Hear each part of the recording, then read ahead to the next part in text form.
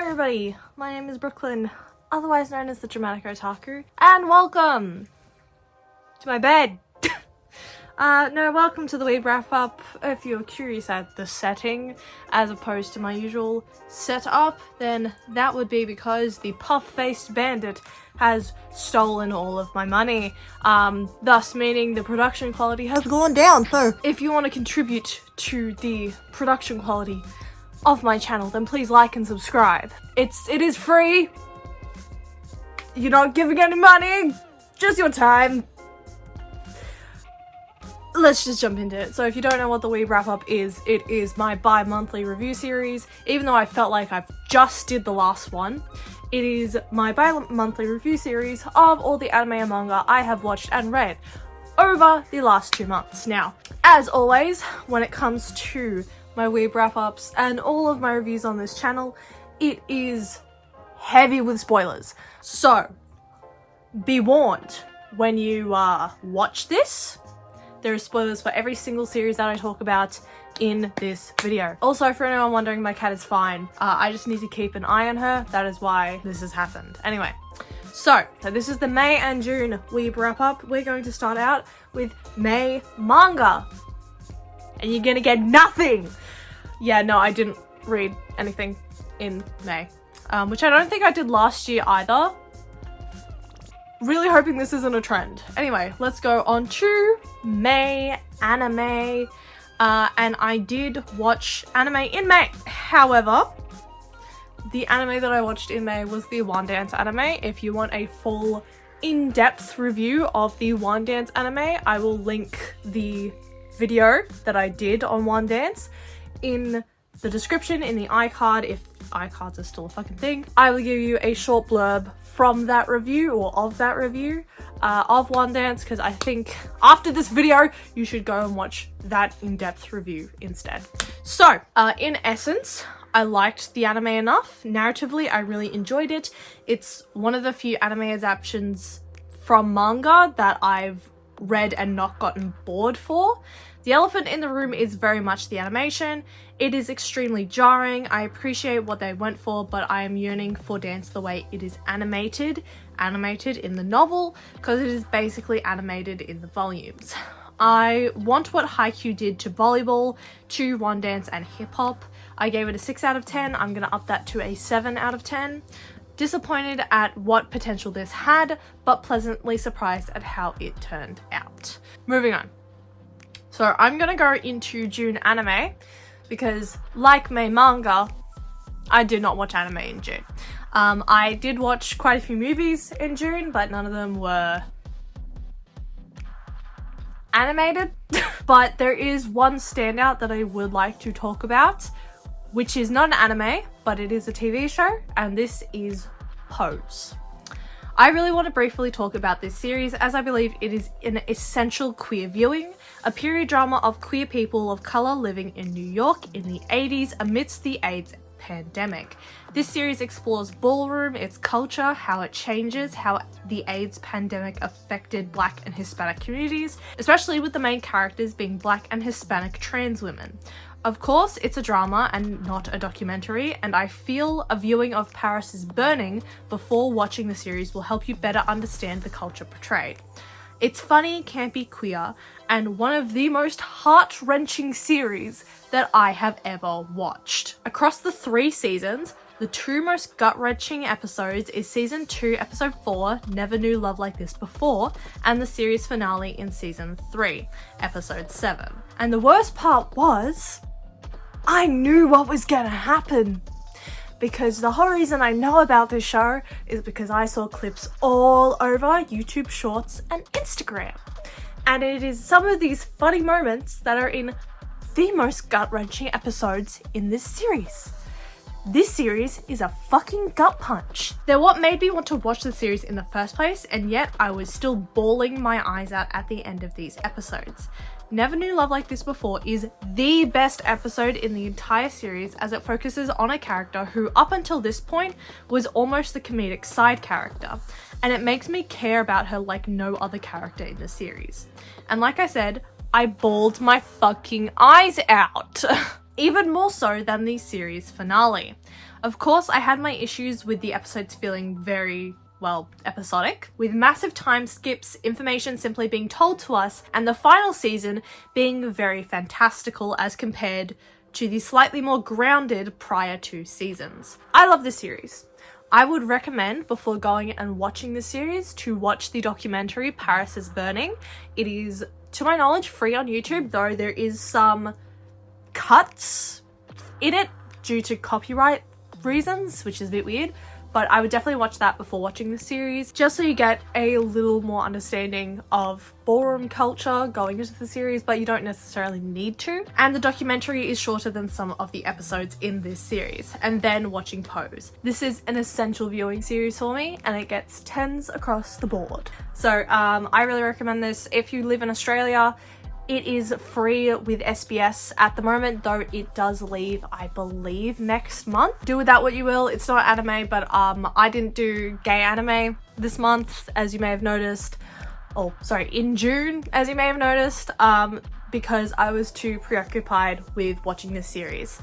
So, moving on to the meat and potatoes of this video, June manga. Now, just because I didn't do a gay anime for 2026 doesn't mean I was not consuming gay manga within June of 2026. So Humble Bundle has put out the goods again. They did another queer manga bundle this year.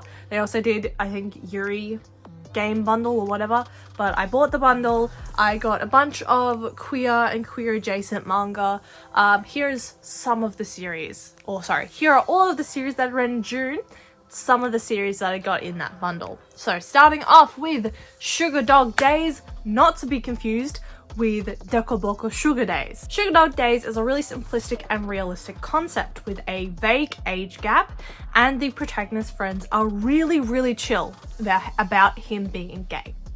I love it. It's very similar to other one-shot yaoi stories, however, the main contention isn't the protagonist having a crisis, but rather the love interest not being 100% in on the relationship at first, which is different for this style of trope of BL. The story is very fluffy, very basic, and very cute. Being basic isn't necessarily a bad thing in this case. I give this a 7 out of 10. This was really cute. Like I said, really simple, very sticks to the yaoi structure of yaoi one-shots, so what can you do? But yeah, 7 out of 10. Next BL yaoi is His Extra Large and Oh So Lovely Volume 1 Porn. Next question. Next volume I read was Sakura Saku Volume 6. Now, I'm gonna pick up Volume 7, just because I have the next volume here. But I read Volume 6 of Sakura Saku. I've had these volumes for so long, and I'm only now just getting the courage to continue these, and I'm seeing a pattern with Io Sakisaka's works. A pattern that only kind of works if you're reading her stories for the very first time, and really only in Alharu Ride. This being the couple being so close to being in love, and someone from the love interest's past comes in and basically starts changing the main character's perspective. And the first time, it was interesting. The second time, it was inconvenient, and now it is downright annoying. I will give the volume its props. I like that Haruki cleared up the misunderstanding and asked Saku on a date and stuck it to Iryu that he was in love with Saku, which led to a very funny panel from Iryu. My main problem with the story is Saku. I think she's one of the more annoying protagonists of Sakisaka's, and had this story been from Haruki's perspective, I actually might be into it more. Also, the lesbian bisexual chick, I keep forgetting that she exists. I give Sakura Saku Volume 6 a 5 out of 10. I'm really starting to get annoyed with this series a lot quicker than me getting annoyed with what Love Me Not. I mean, I really only got annoyed with Love Me, Love Me Not in the very final volume, but which like literally made me give that entire series to my best friend. But I'm getting more annoyed with this series a lot earlier on. So it gets a 5 out of 10. Next, we have I Wanna Love You Until Your Dying Day, Volume 1. I don't have much on it, 5 out of 10. It's an interesting concept. I really don't care for the fact that they're 14 and that Mimi looks way younger. I will not be continuing this series. This is like a Yuri fantasy war type series. I'm not really a fan of it. I only got 1 volume of it, and I really don't see myself continuing this series. It's just not. It's not for me, okay? Speaking of things that kind of aren't for me, the next manga, the final manga of the video, An Older Guy's VR First Love. This had me in the first half, I'm not gonna lie.